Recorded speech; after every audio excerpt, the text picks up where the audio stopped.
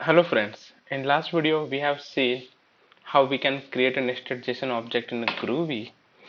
So if you have not seen that, please click on the top right corner of your YouTube video and you may see the suggestion where you can check out the last video. We have also done few things, how can we use Groovy for API testing, how to do the parsing and protection in the playlist. So do check out the playlist as well. So in today's session, we're gonna cover how to make a get and post call using native Groovy and validate the valid JSON response. So that would be the agenda: doing get request, making another post request, and trying to validate whether the response is a valid JSON or not. So those would be three things that we would be covering for today's video. So without wasting much of a time, let me go into the Groovy console. I hope it is visible now. So we wanted to make some call and to verify whether response is not. Generally we have to have some kind of an REST client and then we do such a thing. For our exercise we're gonna use a JSON placeholder on public website where multiple calls are available for us. So if you make this particular call, you would see this is the response that we will get. So I'll just open new tab and show you right away over here. Okay, user ID title and the task status. So those are the things that we are getting here. So let's try to do this in the Groovy. How we would do this in a Groovy way. So let me bring up my Groovy console again here. So Groovy has an inbuilt keyword called an URL. Uh, so for that we don't even need any import. So we can just write like a new URL and specify the URL that we need to use. So we made this call. So let's use this.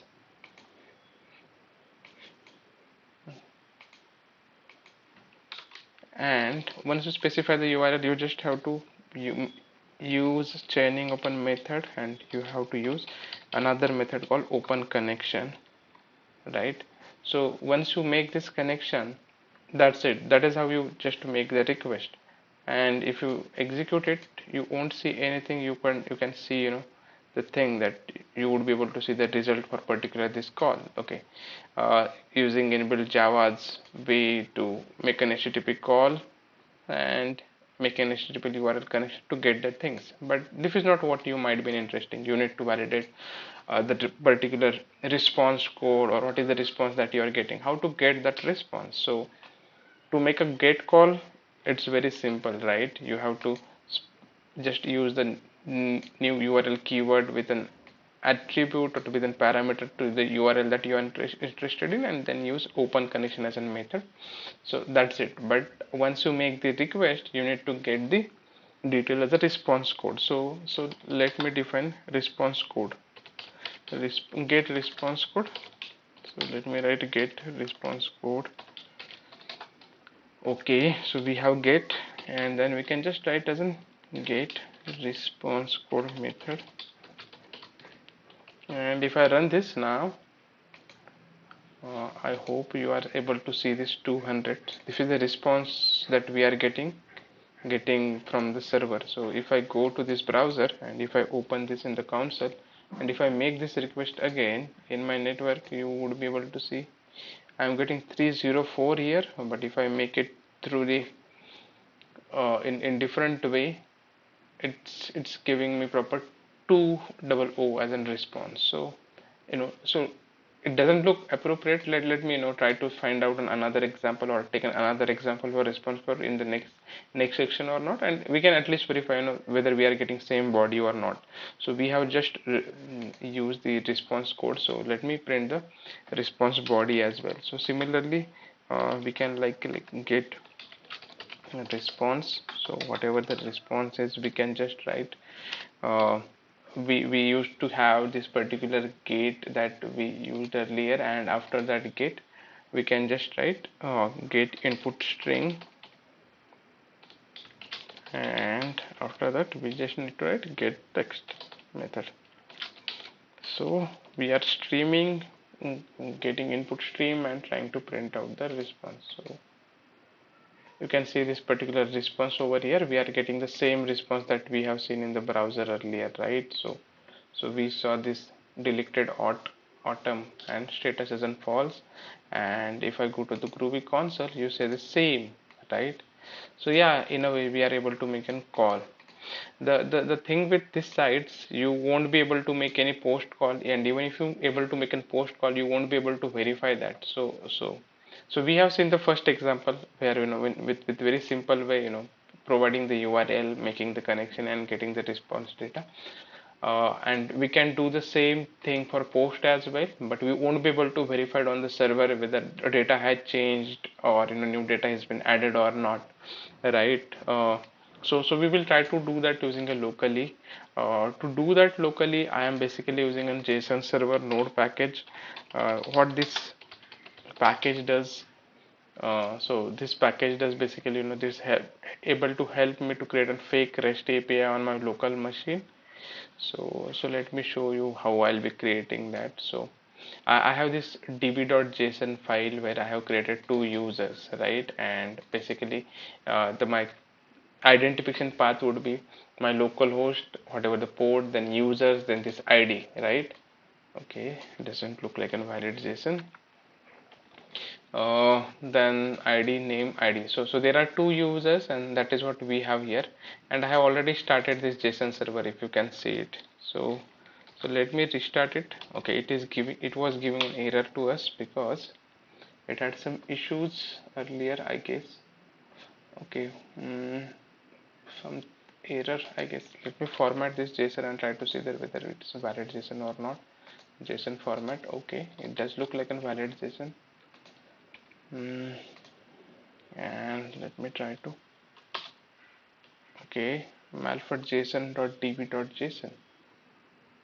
Okay, what is, okay, so basically this is it wrong. So if this JSON is not valid, you won't be able to create a server. So the complete documentation for this package is available on their GitHub repository, and what we have used earlier, JSON placeholder, they also use the same type code. So it is from the same, same company, the library provided by. So they also internally use the same server that we are gonna use now. So now that I have fixed my JSON, now that it is in valid JSON, when it wasn't valid JSON, I wasn't able to run it on the server. So I should be able to run it now, and you would be able to see that it's showing me like this is my home and this is my resources. So let me open this. Let me copy this and open it into the browser, and you would see that these are like, okay, localhost 3000. Okay, so we have like a two users, right? Luke Skywalker and again Skywalker.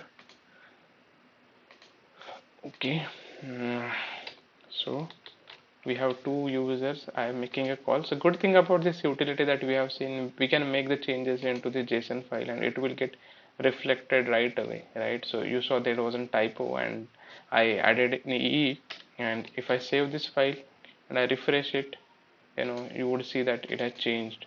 If I take away this whole word, I save it and I refresh it, you would be able to say it is just showing the loop. So all those things have happening runtime. It's like hot reloading for this particular JSON. So let me put name again, and I'll go to the browser, and okay, we have the JSON, right? So what we will do now, so we have done the get, and now we will try to do the post call, right? So instead of this, we will use our local host. So let me copy what I have on the browser, and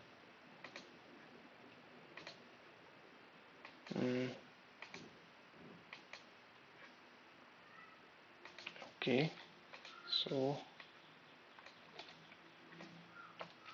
I am trying to get the loop here. Oh, compilation error. Okay, miss double inverted comma, and you would see the name is Luke Skywalker or something that we have as in this particular file as in first entry. Now we have done this, we need to see how can we make a post call and try to get the same thing, right? So we wanted to add one more entry. Let's say we wanted to add an entry of another person. So how we would do that? So let me define it as a tab post. Obviously it would be in post call, but the way that we have used URL object, how would we specify it is a post method? We won't be able to do in this code, right? So right away you won't get idea how to do that. So we will see that now. How can we make a post call? So basically we will use the open connection, just like what we have done earlier. And now that we have open connection, we have to specify, and we would also need to pass in body that we wanted to add an entry. And if you want to add an entry, there needs to be some payload, so it has to be in JSON payload. So now we wanted to pass a name. ID would automatically get generated on the server. So what is the name of the last one of the Jedi that we wanted to provide is in Ray Skywalker, right? Skywalker. Okay, this is the body, and once body is there, we wanted to set a particular method for post. That this would be the get call, this would be the post call. So we have to set a request method as a post. So let me set that post. Okay, we are sending in JSON data, so we should also set up that as a request property. The request property of this post that we're gonna call is an uh, content type, right? What is the content type? The request property. So the content type we would specify content, C capital T capital, content type, and the value of content type is application JSON, right? And we also wanted to make a call and wait for whatever the output it's gonna produce in the response. So let us inform the object that okay, we want to make a call and we wanted to wait for output. So we will set this isn't true, and we want this binary data, that the data that we have in JSON, we need to set up in some kind of a for content type for it. So content type in the application JSON, but what is that encoding? What is the encoding that the particular body would have, right? So let's try to define that encoding. So when we are getting data, we are writing as an input stream. Now we are passing a data, we have to write it out as an output stream. So output stream, and then we have to write this data as an body. This body that we have defined over here, we have to write the data with particular format that we are interested in, which is UTF-8, right? So basically what we are saying, that we will make a call which would be a post call, which has a content type, which will be waiting for the whatever the response that server is gonna send, and the type would be a UTF-8, right? So this is how it would make a call, and we should once we make a call, we would get a response for it. So what I'll do, I'll try to get the response code, post response code, which would be like a post. It's very similar to what we have did earlier, get response code, and let me see, we should get 200 or something in the range of 204. Okay, we are getting an error that set request property string value. Okay, what did we miss? Content type application JSON. Okay, okay, there is a typo over here, set is not okay, we are getting 201, but if you go and observe this our notepad++ file, you will see that it is asking me to reload this file. Why? Let me reload it, and you would see there is a new entry, right? So new entry has been added for the object that we have created. So basically we are able to save the new object. So if you wanted to save another person to that list that we have, you can and you wanted to also verify whatever the response that we are getting, let me write it master Yoda, and we can print the thing exactly like how we have printed earlier. It will give me error because we are trying to define the same variable in the scope twice. So post response, and let me run it. And okay, stream is closed. Okay, I have closed the stream. We have to do it within post stream, right? So it, we are getting error here, so it doesn't it mean that we have made the request already that we are trying to do. So you could see this master data entry is got deleted. So okay, so I'll delete it. I'll try to get all the users so that you would see that all the users, the 3 users in the request first, and I'll make this call one more time again. Obviously I don't have to define this.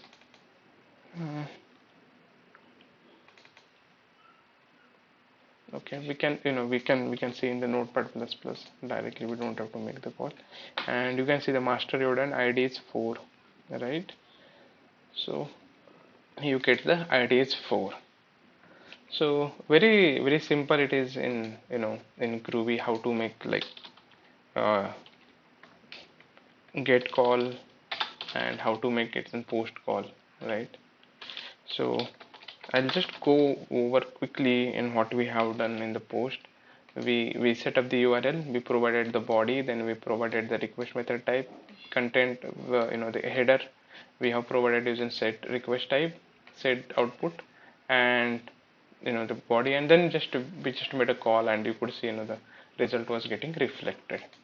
Suppose now you made a call and you are getting this particular response which is like a valid JSON, right? This is a valid JSON and you need to verify if it is a valid JSON or not. Unfortunately I am not able to see invalid JSON from the server, or the server won't run locally, right? So that is what we have seen at the starting of the video, but we need to verify whether that particular JSON is valid or not. How can we do that? So we can just write it like this. Validate the JSON, suppose our JSON is like this. How can we verify this is a valid JSON or not? Okay, this won't work. Let me put it in a single comma. Okay, because it is on multi-line, let's put it like in this so that it won't give us any compilation kind of an error. So we have like this JSON and we need to verify whether this JSON is valid or not. How would we verify this? So to verify this, we can use something that we have done very early in our series. We used to use the JSON slurper to the parse test. If slurper is able to parse the test, that means it's a valid JSON. If it is not, then we can call it as it's not an valid JSON at all. So if we are getting response which is not valid JSON, we can get the error. So because we have to use the slurper, we have to import it.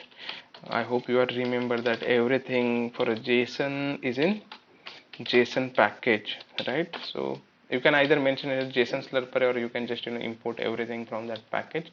And now I'll create uh, a response, assuming it's a response, and try to parse it in the JSON, new JSON slurper.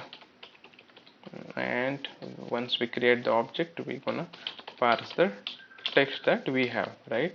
So what is the text that we have? We have text JSON, right? And we need to verify this is a valid JSON or not. So if I run this, you would see I am getting this particular object. So this is a valid JSON. But suppose I am adding this comma, which is like the error, right? So and I'll try to verify this. Okay, it's still doing that. Apparently it's not very strict, JSON slurper. But let me add one key and let me try to run now. And you can see it's giving me an error that it's not valid. It's not valid. So I have a key but I don't have any value, and I get an error. So I need to validate that. How can I know whether this is error or not? Very simple. You can just use a try and clash block. You put this in a try, and if it is invalid, you can just print out as invalid JSON like this.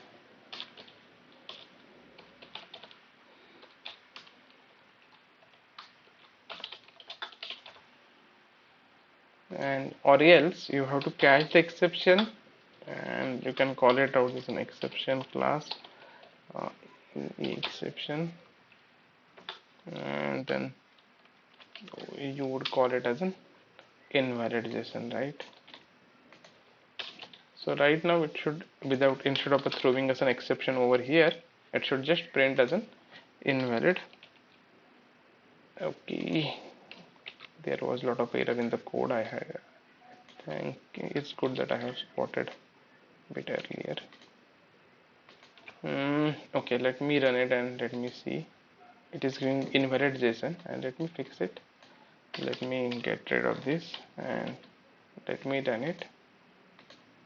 So valid JSON. Okay, so this is how you validate whether the response that you have with the from the server is valid JSON or not. That is how you would able to validate the text using a parse test.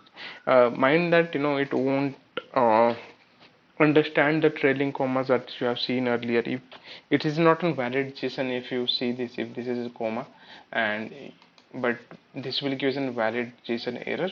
But if you go and if I put this like the same thing, so you can see that this is in valid JSON. But if I put it comma over here and try to save this, you would see there would be an error over here, right? So if I reload this, it should give me some kind of an error calling out that okay, this is not in valid JSON. Okay, look at this.